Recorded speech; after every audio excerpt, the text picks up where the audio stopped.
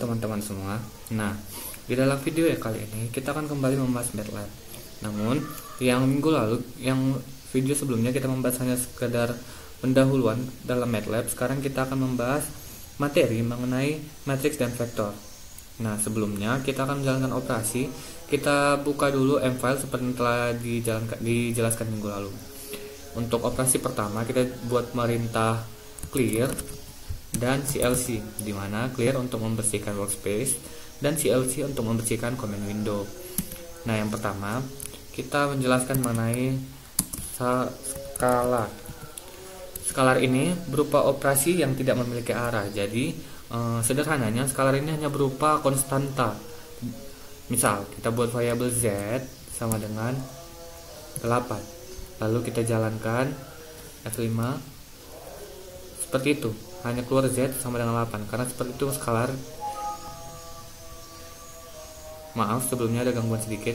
Nah, karena seperti itu skalar dia tidak memiliki arah, hanya berbentuk koefisien. Selanjutnya kita masuk ke yang kedua, yaitu vektor. Di vektor ini terdapat dua, yaitu vektor baris dan juga vektor kolom. Yang pertama saya akan menjelaskan bagaimana kita membentuk vektor baris. Misal, variabel yang ingin kita buat adalah A, yaitu vektor baris yang ingin diisi oleh angka-angka genap. Misalkan kita buat 2 spasi 4 spasi 6 spasi 8, tutup kurung siku, lalu F5, maka akan keluar dia hasil operasi berbentuk baris. Lanjut kita masuk ke vektor kolom. Bagaimana cara membuat vektor kolom? Tidak jauh beda dengan cara membuat vektor baris. Misal kita ingin membuat variabel B dalam bentuk vektor kolom. B sama dengan kurung siku berisi anggota-anggota ganjil 1. Nah, yang membuat dia berbentuk baris adalah kita harus menambahkan tanda titik koma dari tiap bilangan-bilangannya. Misal 1, titik koma, 3, titik koma, 5, titik koma, 7, tutup kurung siku, lalu run. Maka akan keluar dia membentuk baris seperti yang ini, B1, 3, 5, 7. Nah, selanjutnya setelah vektor baris dan juga vektor kolom, kita tahu bagaimana cara membuat vektor baris dan vektor kolom. Kita akan masuk ke membentuk matriks, yaitu pertama kita membentuk matriks ordo ya, matriks ordo. Yang di sini kita contoh, saya akan membuat matriks ordo 2x2 saja. Kita misalkan variabelnya C sama dengan, kita tahu kalau matriks itu terdiri dari baris dan juga kolom, ya kan? Nah, yang pertama buka kurung siku, kita buat untuk barisnya. Misalkan kita mau buat yang untuk baris 3 dan 5, terus 3 spasi 5, terus kita mau buat untuk yang kolomnya nih kira-kira berapa ya?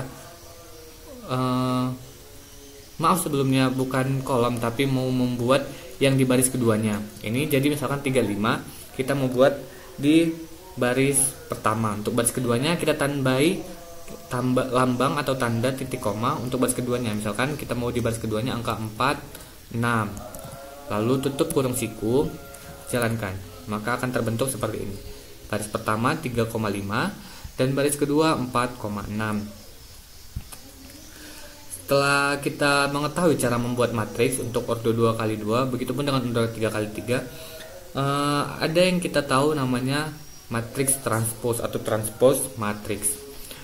Transpose matriks pada umumnya dalam pembelajaran kita diajarkan bahwa lambangnya itu huruf T kecil untuk membuat transpose matriks. Tapi dalam MATLAB ini transpose dapat kita buat dalam bentuk koma tapi yang di atas. Misalnya kita masuk di sini, kita buat transpose matriks. Nah, misalkan kita mau mengubah yang tadi vektor baris A yang 2468, kita mau ubah dia jadi vektor kolom. Jadi dia nanti berbentuk seperti ke bawah seperti yang B, tapi nilainya 2468. Bagaimana? Kita tinggal tambahin tanda koma titik atas. Misal A, tanda koma titik atas seperti ini. Nah, seperti yang ada di sini. Lalu kita jalankan. Maka dia akan terbentuk dari vektor baris menjadi vektor kolom. Begitupun sebaliknya, kita membuat vektor yang B yang dari kolom menjadi baris. Kita tinggal buat B, titik koma atas, terus jalankan. Maka yang tadinya dia berbentuk kolom akan berbentuk baris. Selanjutnya, saya akan menjelaskan kembali lagi mengenai penjumlahan vektor. Penjumlahan vektor. Nah, misalkan kita ingin menjumlahkan vektor A dengan vektor B transpose. Ingat, syarat dalam penjumlahan vektor, kedua vektor yang ingin kita jumlahkan harus memiliki ordo yang sama, ordo atau dimensi yang sama. Misal di sini yang A kan dia dapat terdiri dari 4 dimensi. Yang B juga terdiri dari 4 dimensi. Maka coba kita jumlahkan. Operasinya seperti sum atau summary atau penjumlahan sama dengan A ditambah B transpose. A ditambah B transpose. Lalu kita jalankan F5. Maka akan keluar hasilnya A ditambah B transpose, yaitu 2 ditambah 1, 4 ditambah 3, 6 ditambah 5, dan 8 tambah 7. Sesuai. Begitupun dengan pengurangan. Kita juga dapat membuat pengurangan.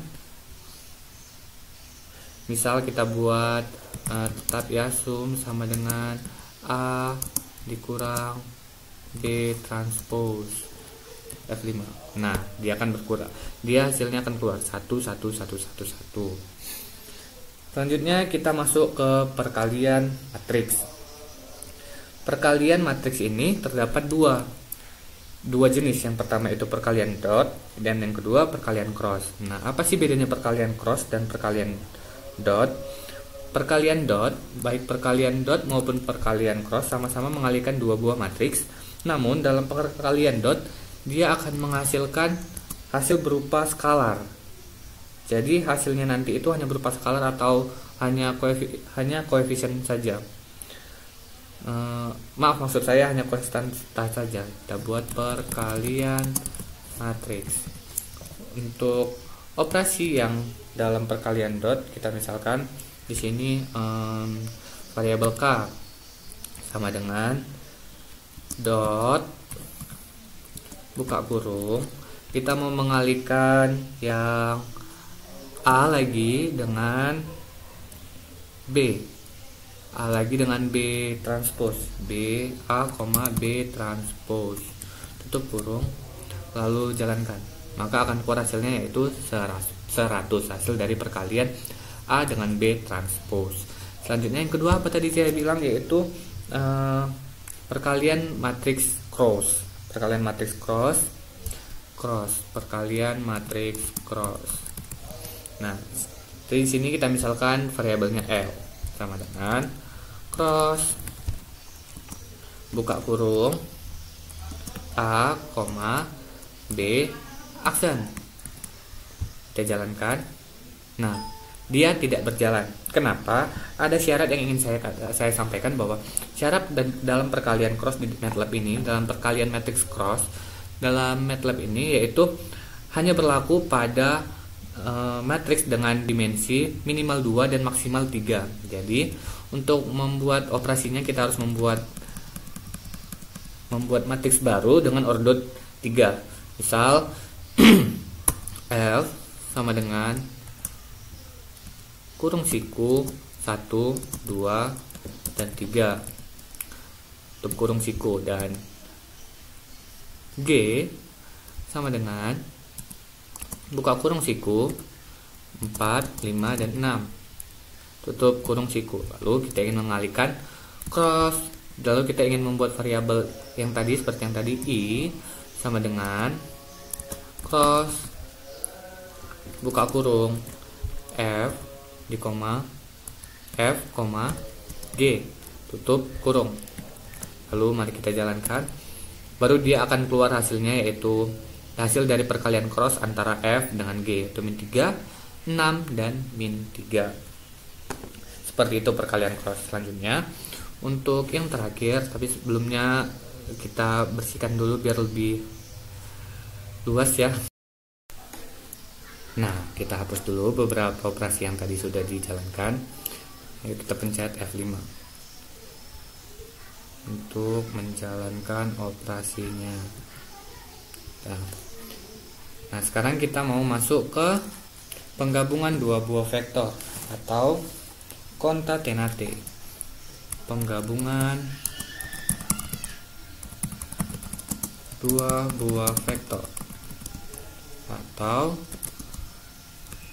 concatenate yang berasal dari bahasa Itali. Nah, misal kita ingin menggabungkan antara vektor A yang terdiri dari 4 dimensi dengan vektor F yang terdiri dari 3 dimensi. Nanti dia akan menjadi 8 dimensi dari vektor baris. Misal kita mau buat dia variabel T sama dengan buka kurung siku maksud saya, A spasi F kurung tutup kurung siku. Kita jalankan operasinya. Nah, maka dia akan keluar yaitu 2468 yang merupakan anggota dari vektor A tadi dengan 123 yang merupakan anggota dari vektor F.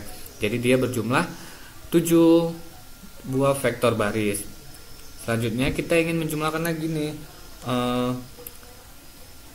menjumlahkan antara vektor A dengan vektor B transpose. Misalnya kita mau buat variabel V sama dengan kurung siku A titik koma variabel B transpose tutup kurung siku, jalankan, maka akan keluar dia seperti ini. Itu dia dalam penggabungan dua buah vektor atau concatenate. Nah, dalam video kali ini mungkin itu saja yang dapat saya jelaskan mengenai matriks dan juga vektor. Selanjutnya kita akan bertemu lagi. Terima kasih.